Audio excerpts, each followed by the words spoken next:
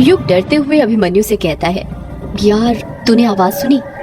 अभिमन्यु हैरानी के साथ पूछता है, कैसी आवाज? यार लड़की की आवाज। अभिमन्यु चिढ़ते हुए कहता है, यार ये तूने क्या जब से लड़की की आवाज लगा रखा है? जब से यहाँ पर आया है कह रहा है लड़की की आवाज, लड़की की आवाज। किस लड़की की आवाज की बात कर रहा है तू? यार पता नहीं, पर सच में मैंने 2-3 बार किसी लड़की की आवाज सुनी। लगता है तेरे कान कुछ ज्यादा ही बज रहे हैं। ये बता, तू रास्ते भर कान में हेडफोन डालकर गाने सुनते हुए आया है ना? हाँ, पर ये बात तुझे कैसे पता? यार तभी तो तुझे आवाज सुनाई दे रही है। होता क्या है ना, जब भी हम 3-4 घंटे तक लगातार गाने सुनते हैं तो उनके बोल हमें याद रह जाते हैं और वही बोल हमारे कानों में गूंजने लग जाते हैं। यार पर युग कुछ बोल पाता उससे पहले ही अभिमन्यु कहता है, परवर छोड़, जब से कह रहा था ग्रेवयार्ड कोठी जाना है और जब ताला खुल गया तो बाहर खड़ा हुआ है। कोई शुभ मुहूर्त का इंतजार कर रहा है क्या, या फिर किसी का इंतजार कर रहा है कि कोई आएगा और तेरा गृह प्रवेश करवाएगा? युग अभिमन्यु की बात का कुछ जवाब नहीं देता है और कोठी के अंदर घुस जाता है। कोठी के अंदर लाइट नहीं थी, हर तरफ अंधेरा ही अंधेरा था, इतना अंधेरा कि कहीं कुछ दिखाई नहीं दे रहा था। अभिमन्यु कोठी के अंदर घुसते हुए कहता है, यार यहाँ पर तो बहुत अंधेरा है, ऐसा लग रहा है जैसे किसी अंधेर नगरी में आ गए हो। युग अपने मोबाइल का टॉर्च ऑन कर लेता है। अपना बचपन कोठी में ही गुजारने के कारण युग को पता था कि लाइट का स्विच कहाँ पर है। कुछ ही देर में युग को लाइट का स्विच मिल जाता है और वो जैसे ही स्विच दबाता है, कोठी के अंदर चारों तरफ उजाला हो जाता है। कोठी रोशनी से जगमगा उठती है। अभिमन्यु हैलोजन के बल्ब को देखते हुए कहता है, यार तूने एक चीज नोटिस की? युग हैरानी के साथ पूछता है, कौन सी चीज? यही यार कि ये कोठी 13 सालों से बंद थी, पर तू खुद देख, लाइट का कनेक्शन अभी तक काम कर रहा है। ऐसा कैसे हो सकता है? युग कुछ सोचते हुए कहता है, हो सकता है लाइट का कनेक्शन बिजली विभाग वालों ने काटा ही ना हो। अभिमन्यु फटाक से पूछता है, और वो क्यों? क्योंकि उनके मन में भी यक्षिणी का खौफ होगा और वो यहाँ पर आने से डरते होंगे, इसीलिए उन्होंने लाइट का कनेक्शन काटा नहीं होगा। अभिमन्यु युग की बात का कुछ जवाब नहीं देता क्योंकि उसे युग की बात बिल्कुल ठीक लगी थी। वो कोठी को देखने लग जाता है। 13 सालों से कोठी बंद होने के कारण हर जगह धूल ही धूल थी। मकड़ी ने कई सारे जाले बनाकर रखे हुए थे। कोठी के अंदर 2 बड़े से गुंबद बने हुए थे जो कोठी की खूबसूरती को 4 चांद लगा रहे थे। कोठी की सीढ़ियां संगमरमर से बनी हुई थी। हॉल में बर्माटिक और बेल्जियम के बड़े बड़े झूमर थे। कोठी का फर्नीचर मोहगनी की लकड़ी का था। दीवारों पर कई कलाकृतियां बनी हुई थी जिसकी सजावट के लिए तलवारें, रस्सी, कुल्हाड़ी, अलग अलग चीजें टंगी हुई थी जो काफी पुराने जमाने की थी। उन पुरानी चीजों को देखकर ऐसा लगता था कि हर एक चीज के पीछे कोई न कोई कहानी छिपी हुई थी। अभिमन्यु कोठी के चारों तरफ अपनी नजरें घुमाते हुए कहता है, यार ये ग्रेवयार्ड कोठी अंदर से तो बहुत शानदार है। इतनी पुरानी इमारत है पर देखकर ऐसा लगता है कि जैसे अभी 1-2 साल पहले ही बनाई गई हो। कुछ भी बोलो, ये अंग्रेज लोग काम एकदम बढ़िया करते हैं, इतना बढ़िया कि सालों साल तक चले। मेरे तो समझ में नहीं आ रहा कि तेरे रिश्तेदारों ने इतनी अच्छी कोठी इतने सालों से बंद क्यों रखी थी। युग अभिमन्यु के सवाल का कुछ जवाब नहीं देता है। वो गौर से कोठी का कोना कोना देख रहा था। उसे देखकर ऐसा लग रहा था कि कोठी को देखकर उसके बचपन की यादें ताजा हो गई हों। अभिमन्यु अपनी बात को आगे जारी रखते हुए कहता है, यार इस कोठी की भी बड़ी बेकार किस्मत है।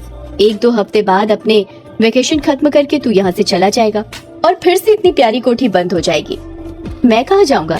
अभिमन्यु फटाक से कहता है, अपने शहर बेंगलोर जहाँ पर तू रहता है। और कहाँ पर जाएगा? तू यहाँ पर अपनी छुट्टियाँ ही बिताने आए है ना? शहर से मन भर गया होगा तो। युग उदास चेहरा बनाते हुए कहता है, मैंने बेंगलोर छोड़ दिया है और अब मैं कहीं नहीं जाऊँगा, हमेशा यहीं पर रहूंगा। अभिमन्यु अपनी आंखें फाड़ते हुए कहता है, क्या कहा तूने? बेंगलोर छोड़ दिया है? पर क्यों? तू तो बेंगलोर में सेटल हो गया था ना? अंकल जी के शांत हो जाने के बाद 13 सालों से वहीं पर तो रह रहा है तू। तो अब ऐसा क्या हो गया कि तू अपना सब कुछ छोड़कर वापस अपने गांव आ गया? तुझे पता है ना, गांव की जिंदगी शहर की जिंदगी से बहुत अलग होती है। और ये बंगला मुडा गांव है, यहाँ पर नेसेसरी चीज भी मुश्किल से मिलती है। हाँ पता है मुझे, पर मैंने फैसला कर लिया है, चाहे कुछ भी हो जाए, पर अब मैं हमेशा यहीं पर रहूंगा। पर क्यों? आखिर शहर में तेरे साथ ऐसा क्या हुआ कि तू अपना सब कुछ छोड़कर गांव में रहने आ गया? यार अभिमन्यु देख, अभी ना मेरा तुझे कुछ भी बताने का बिल्कुल मूड नहीं है। मेरा सिर बहुत तेज दर्द हो रहा है। लंबा सफर करने के कारण नींद भी बहुत आ रही है, इसलिए सोने दे मुझे। मैं तुझे सुबह सब कुछ बताता हूँ ना। अभिमन्यु युग की हालत समझ जाता है और उदास चेहरा बनाते हुए कहता है, हाँ चल ठीक है, पर तू सोएगा कहाँ? कोठी में तो सब जगह धूल जमी हुई है। इतनी धूल पर सोएगा क्या? अभिमन्यु ने डाइनिंग टेबल पर फूंक मारते हुए कहा। युग अपने आसपास देखते हुए कहता है, लगता है कल सुबह उठकर सबसे पहले सफाई करनी पड़ेगी। खैर, रात गुजारने के लिए मेरे बैग में 2 ब्लैंकेट रखे हुए हैं, एक तू ले ले, एक मैं ले लेता हूँ, वही बिछाकर सो जाएंगे, फिर सुबह कुछ न कुछ तो कर ही लेंगे। हाँ ठीक है। युग अपने बैग में से ब्लैंकेट निकालता है और दोनों उसे बिछाकर उस पर सो जाते हैं। चांदनी रात थी और युग एक लड़की के साथ नदी के किनारे बैठा हुआ था। छोटी छोटी लहरें बार बार उन दोनों के पैरों को स्पर्श कर रही थी। युग का चेहरा तो साफ दिख रहा था, पर लड़की का चेहरा क्लियर नहीं दिख रहा था। उस लड़की ने काले रंग की साड़ी पहनी हुई थी। उसने अपना सिर युग के कंधों पर रखा हुआ था। दोनों ही एक दूसरे से चिपक कर बैठे हुए थे। वो लड़की आसमान में दिख रहे चांद को देखते हुए कहती है, एक बात पूछूं आपसे?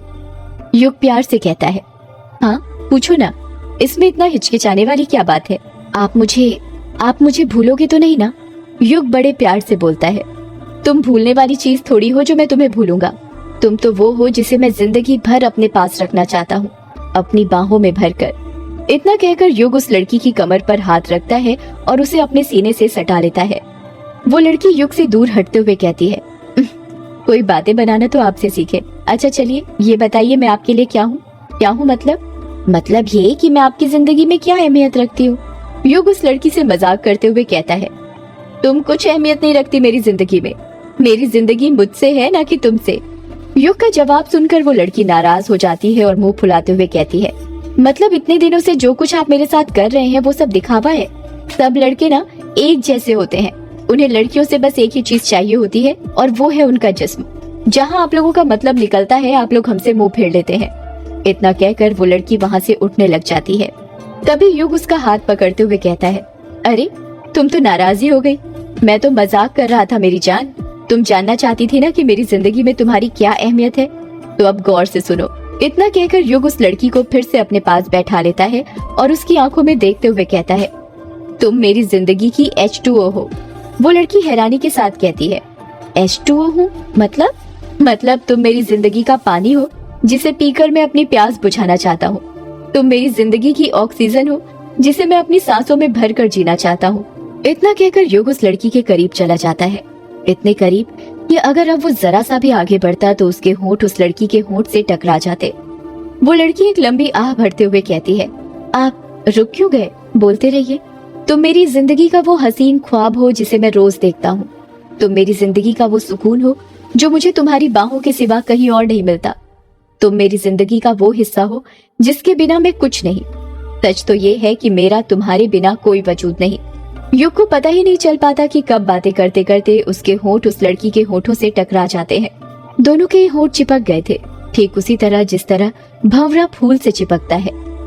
जब युग और वो लड़की एक दूसरे को स्पर्श करते हैं तो दोनों को अपने अपने बदन में एक कपकपी सी होती है और दोनों एक दूसरे को अपनी बाहों में भर लेते हैं।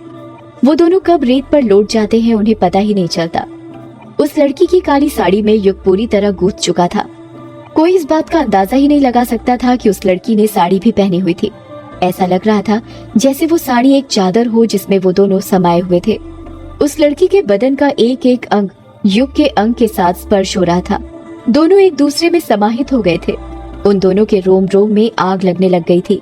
युग उस लड़की के बहुत करीब चला गया था, इतने करीब कि तेज तेज चल रही उस लड़की के दिल की धड़कनों को वो साफ साफ सुन पा रहा था। युग का मन ही नहीं कर रहा था उस लड़की के बदन को छोड़ने का। उसने अपने शरीर की पूरी ताकत लगाकर उसके बदन को अपनी बाहों में जकड़ा हुआ था। वो लड़की बड़ी हिम्मत से अपने हाथ छुड़ाते हुए युग को रेत पर लेटाती है और एक एक करके उसके शर्ट के बटन खोलने लग जाती है। युग अपने आप को उस लड़की को सौंप देता है और रेत पर ही लेटकर आहें भरने लग जाता है।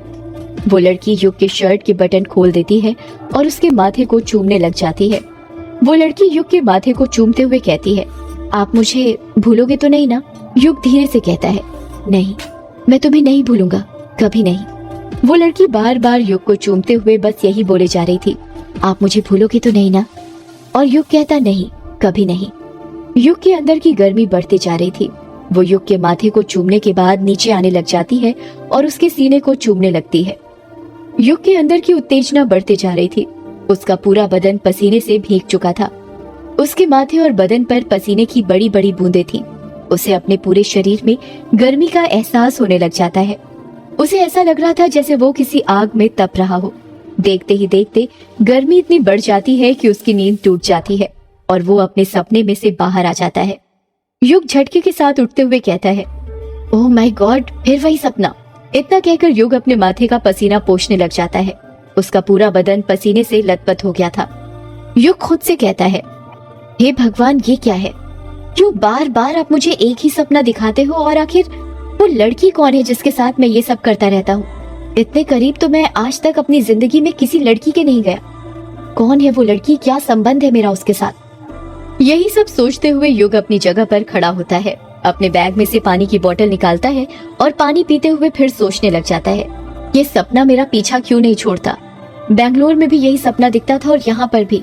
सपने में जो नदी थी वो तो किश्नोई नदी थी, पर वो लड़की कौन थी और उसका चेहरा मुझे क्यों नहीं दिखता कभी?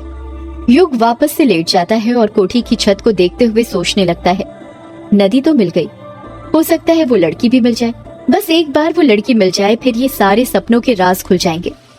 कुछ न कुछ कनेक्शन तो जरूर है मेरा उस लड़की के साथ। ऐसे ही सपने नहीं आते, वो भी सेक्स वाले। यही सोचते हुए युग की कब नींद लग जाती है उसे पता ही नहीं चलता। सुबह हो गई थी और सुबह के 7 बज रहे थे। अभिमन्यु अभी तक गहरी नींद में सो रहा था। तभी मुर्गे के बाग देने की आवाज सुनाई देती है और अभिमन्यु की नींद खुल जाती है।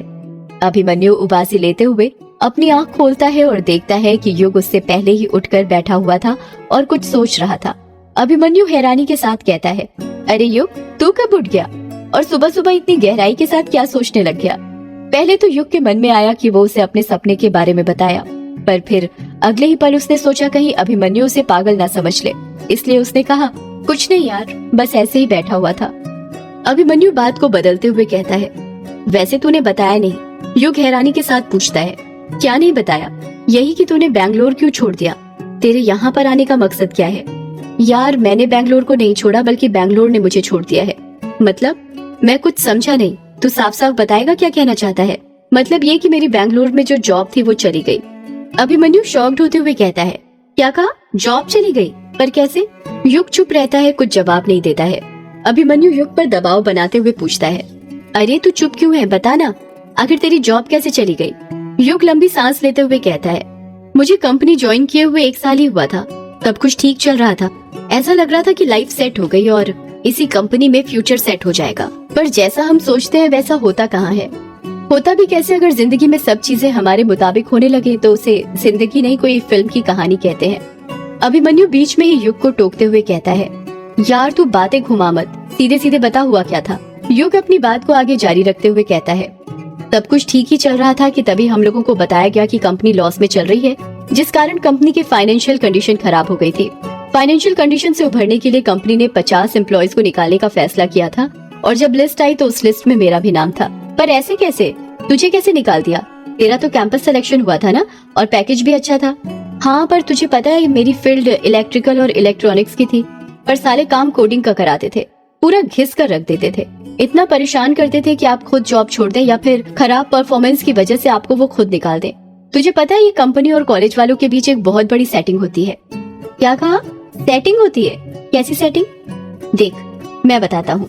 कंपनियां हर साल कॉलेज में आती हैं, जिससे कॉलेज का नाम होता है और हर साल नए एडमिशन होते हैं। पर क्या कभी तूने ये सोचा है कि जो कंपनियां आती हैं और हर साल कभी 100 तो कभी 200 स्टूडेंट्स का सिलेक्शन करती हैं, उनको किन की जगह पर रखा जाता है? किन की जगह पर? उन एम्प्लॉयज की जगह पर जिनको पिछले साल कैंपस सिलेक्शन करके लाया गया था। यही सिलसिला चलता जाता है और कॉलेज और कंपनियों वालों का धंधा चलता रहता है। पर साले ये नहीं सोचते कि जिनको उन्होंने जॉब से निकाल दिया उनका तो 1 साल खराब हो गया ना। वो तो इसी उम्मीद से थे कि अब पूरी जिंदगी उन्हें कंपनी के साथ काम करना है। चल ये सब तो ठीक है, इसमें कॉलेज और कंपनी वालों का दोष था, तेरी बात समझ रहा हूँ मैं। पर फिर तूने दूसरी कंपनी में कोई जॉब के लिए अप्लाई क्यों नहीं किया? ऐसा तो था नहीं कि दुनिया में बस एक ही कंपनी है और तू गवर्नमेंट जॉब के लिए भी तो ट्राई कर सकता था ना। तुझे क्या लगता है मैं बेवकूफ हूँ? पिछले 1.5 साल से दोनों जगह ट्राई ही तो कर रहा हूँ, पर कुछ हो ही नहीं रहा। जॉब हलवा थोड़ी है कि यूं मिल जाए, मिलती भी है तो काम की नहीं मिलती, ऊपर से पेमेंट कम। मतलब ये कि तुझे जॉब से 1.5 साल पहले निकाल दिया गया है। हाँ, पिछले 1.5 साल से जॉब ढूंढ रहा हूँ और जॉब पाने के लिए कोचिंग भी ज्वाइन की, पर कुछ काम नहीं आया, बल्कि उसी चक्कर में सारी सेविंग भी खत्म हो गई। हालत इतनी खराब हो गई कि बैंगलोर छोड़कर गाँव आना पड़ा। लोग जॉब करने के लिए गाँव छोड़कर शहर जाते हैं, पर तू पहला ऐसा शख्स है जो शहर छोड़कर गांव आया है। बता फिर क्या सोचा है, यहाँ गांव में आकर क्या करने वाला है तू? युग कुछ जवाब नहीं देता। अभिमन्यु युग पर दबाव बनाते हुए पूछता है, बता यार यहाँ गांव में क्या करने वाला है? मैंने गांव में एक स्टार्टअप खोलने का फैसला किया है। कैसा स्टार्टअप? सदियों से है पुरानी ये है यक्षिणी की कहानी। यक्षिणी एक